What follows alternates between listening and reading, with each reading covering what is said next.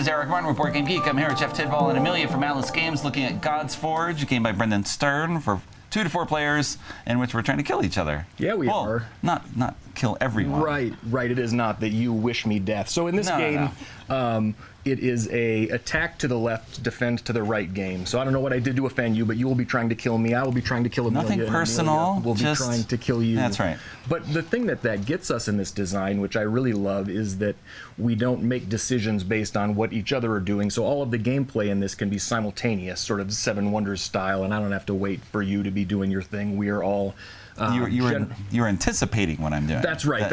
I may attack you. Right. Possibly. That seems likely. Yes. So we use dice to generate elements that we use to pay for cards, and I'll talk about that a little bit in a minute. But we can all do that and roll our dice and generate what we're going to do independently, because what you do does not really affect what I'm going to do. Okay.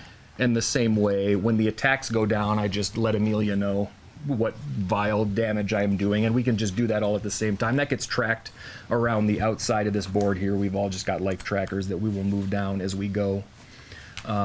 Having it in the middle of the table makes it really easy to see where everybody else is at. So that's the thing that I really like about this, is that it's simultaneous and that there is not a kingmaker issue that arises when we realize that Amelia is winning and all gang up on her, and then she has no fun.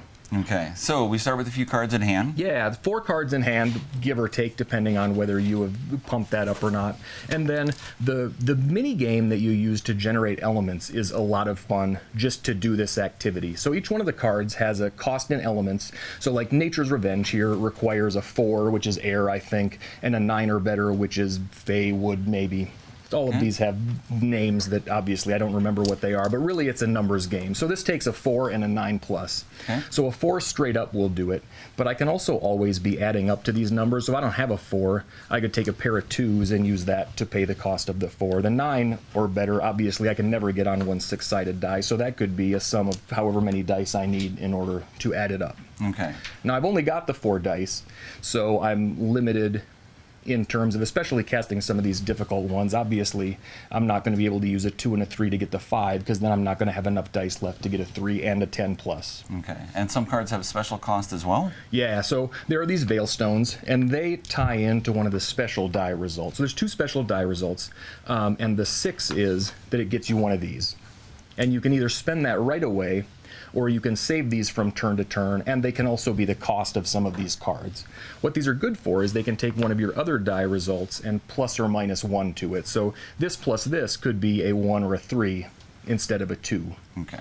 Now that's doubly interesting, because a 1 is wild. A 1 can be anything from 2 to 6. So if I got a 2 in one of these, I can turn it into a 1. Since it's wild, it can become a 6, and I can, I guess, create a perpetual motion machine of these, which is not very interesting. That's right. You're in your corner just making It illustrates how it's kind of interesting to use your dice and look at the 4 cards in your hand and kind of have a strategy, but have to build towards it and maybe not be successful, maybe have to fall back depending on what you roll. Now the other thing that you've got is 2 re-rolls. So you can re-roll 1 die 2 times, or 2 different dice once a piece. It is not I can re-roll all 4 of my dice twice.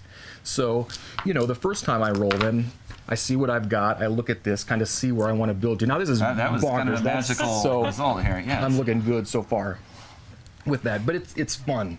It really is a fun little mini game inside the front end of this engine. It's not just tapping mana and carrying on. Okay. So now with the playing cards, some are creatures, some are special effects. Yeah. Creatures stay in play. They're going to deal damage each time, as long as they're hanging out there. Yep. Special effects come and go, obviously. Yep. So these ones that have the geometric sort of sacred geometry look are spells. They go one time and then back to the discard pile, and then the creations have illustrations. They stick around in front of you. There are some card effects that can eliminate creations, so there's a little bit of a game in attempting to eliminate the creations that are hurting you worst.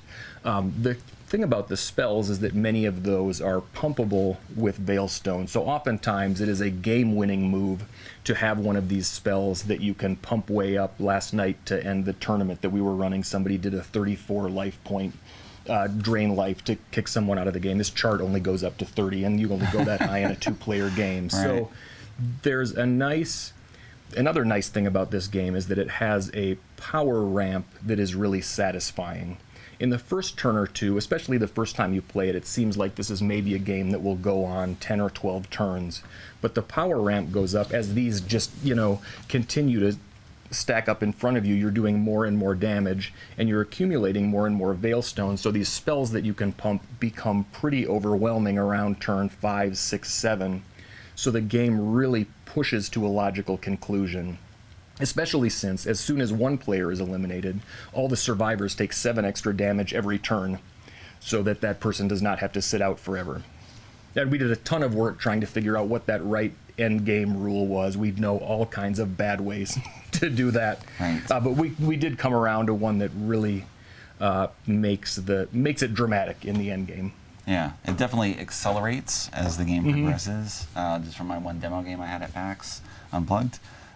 It's super simple, and yet you're trying to put together the right combos, figure out how things are going, guess what the other people are doing. I guess once you actually know what the cards are.